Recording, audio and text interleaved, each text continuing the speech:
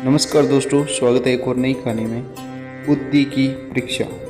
उस समय पूर्व जब गुरुकुल शिक्षा की प्रणाली होती थी, तब हर बालक को अपने जीवन के 25 वर्ष गुरुकुल में बिताना पड़ता था।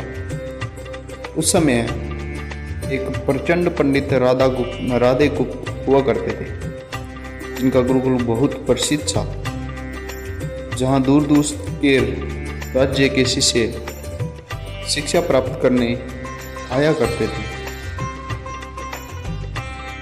बात उन दिनों की है जब राधे गुप्त की उम्र ढलने लगी थी और उसकी पत्नी का देहांत हो चुका था।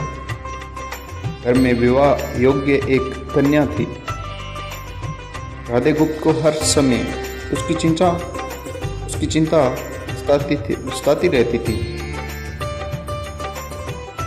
वह उसका विवाह योग्य व्यक्ति से करना चाहते थे,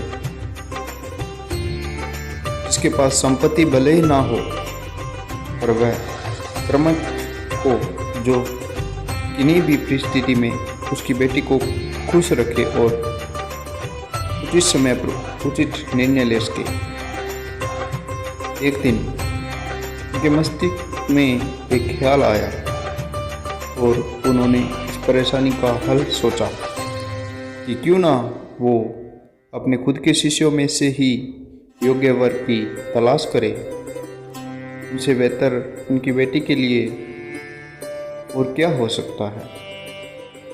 इस कार्य के लिए उन्होंने बुद्धिमान की परीक्षा लेने का निर्णय लिया और सभी शिष्यों को एकत्र किया। राधे गुप्त ने सभी से कहा कि वे एक परीक्षा आयोजित करना चाहते हैं, जिसमें सभी की बुद्धिमानी का परिचय होगा। उन्होंने सभी से कहा कि उन्हें अपनी पुत्री के विवाह की चिंता है, जिसके लिए उनके पास पर्याप्त धन नहीं है। इसलिए वे चाहते हैं कि किसी से विवाह में लगने वाली सभी सामग्री कैसे भी करके एकत्र करें, भले ही उसके लिए उन्हें चोरी का रास्ता चुनना पड़े, लेकिन उन्हें चोरी करता कोई भी देख ना सके। इसी एक शर्त का पालन सभी को करना है। अगले दिन से सभी शिष्य कार्य में जुट गए। रोजाना कोई न कोई तरह तरह की वस्तुएं चुरा कर लाता और राधा गुप्त को दे देता। राधा गुप्त उन्हें एक विशेष स्थान पर रख देते, क्योंकि परीक्षा के बाद यह सभी वस्तुएं उनके मालिक को वापस करना जरूरी था, क्योंकि वे अपने शिष्यों को सही ज्ञान देना चाहते थे।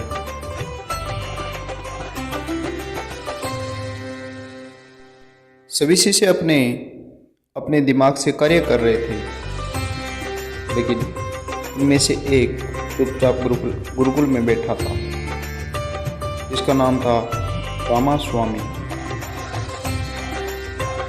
वह राधा गुप्त का सबसे करीबी और होनहार छात्र था। उसे ऐसा बैठे देख राधा गुप्त ने इसका कारण पूछा। जब रामास्वामी ने बताया कि आपने परीक्षा की शर्त के रूप में कहा था कि चोरी करते वक्त इसे कोई ना देख सके, इस प्रकार अगर हम अकेले में भी चोरी करते हैं तो भी हमारी अंतरात्मा उसे देख रही है। हम खुद से उसे नहीं छिपा सकते। इसका अर्थ यही है कि चोरी करना व्यर्थ है। उसकी यह बात सुनकर राधा गुप्त के चेहरे पर खुशी छा जाती है। वे उसी वक्त सभी को एकत्र करते हैं और पूछते हैं कि आप सबने जो चोरी की है, क्या उसे किसी ने देखा? सभी कहते हैं नहीं। तब राधा गुप्त कहते हैं कि क्या आप अपने अंतर्मन से भी इस चोरी को छुपा सकते हैं? सभी को बात समझ आ जाती है और सबका सिर नीचे झुक जाता है, सिवाय रामास्वामी। राधागुप्त रामास्वामी को बुद्धिमानी की परीक्षा में अव्वल पाते हैं और सभी के सामने कहते हैं कि यह परीक्षा मेरी पुत्री के लिए उचित वर तलाशने के लिए रखी गई थी। इस प्रकार में रामास्वामी को विवाह अपनी पुत्री के साथ तय करता हूँ। सभी खुशी से झूम उठते हैं, साथ ही चुराई हुई हर एक वस्तु को उसके मालिक को सौंप विनम्रता से सभी से क्षमा मांगता हूँ। कहानी की शिक्षा यही है कि बुद्धिमानी की परीक्षा से ये शिक्षा मिलती है कि कोई भी कार्य अंतर्मन से छिपा नहीं रहता और अंतर्मन ही मनुष्य को सही राह दिखाता है। इसलिए मनुष्य को किसी भी कार्य के सही गलत के लिए अपने मन को टटोलना सबसे जरूरी है।